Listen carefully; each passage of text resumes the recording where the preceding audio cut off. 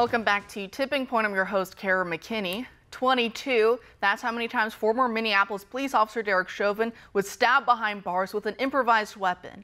The suspect is 52-year-old John Turchak, who rolls with the Mexican mafia as a gang leader and used to be a federal informant. Surprise, right? He's in prison for 30 years after being convicted for a host of crimes committed as a member of that gang, and even committed a homicide at Folsom State Prison back in 1990 and has been caught ordering other hits. Is this why authorities have Chauvin locked up over 1,000 miles away from home, out in Arizona, at a notoriously dangerous federal prison? Because they want him dead.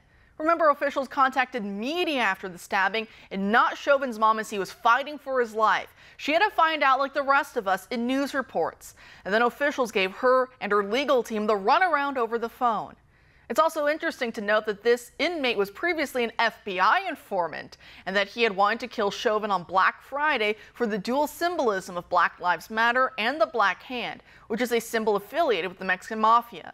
Well, he told corrections officers that he would have killed Chauvin had they not stopped him so quickly after he found Chauvin at the prison's law library. He later told the FBI that he actually wasn't trying to kill Chauvin, which, if I had to guess, is probably just something an attorney told him to say, because it doesn't make sense otherwise.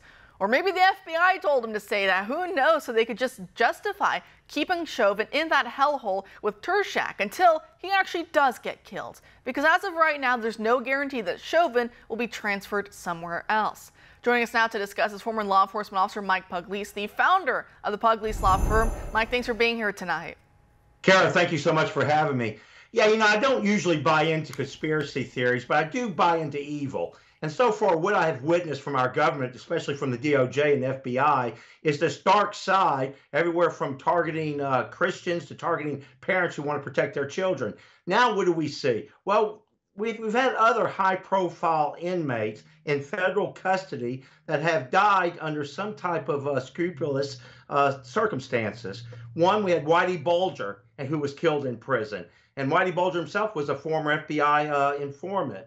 No telling what information he could have leaked out, but that was a hit job. And of course, the Epstein jury is still out on that. There's so many stories on that and what we've seen that the government has not been forthright on. And now we turn to this situation.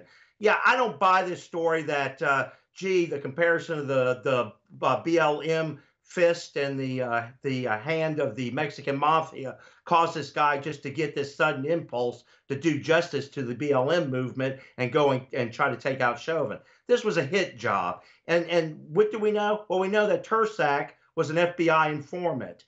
And, he's looking at getting out in 2 years. So he's going to risk another 20 years added to his sentence just on an attempt at murder. If he would have killed Chauvin, it would have been much more worse, much more dire. So he's going to give up 2 years of walking out of prison to go and somehow want retribution for the BLM movement. That's just utter nonsense. I don't buy it. It was a hit job. There's more to this story. We need to wait and see, wait for the cover-ups, wait for the documents to be destroyed, wait for this, that, and the other.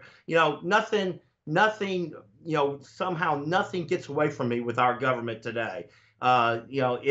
This is something there, and I just don't buy the story that we're getting right now, even from what you mentioned, that they failed to even tell the parents of Chauvin what was going on. I think it's a cover-up. There's more to this story, and we'll hear. Just, keep attuned.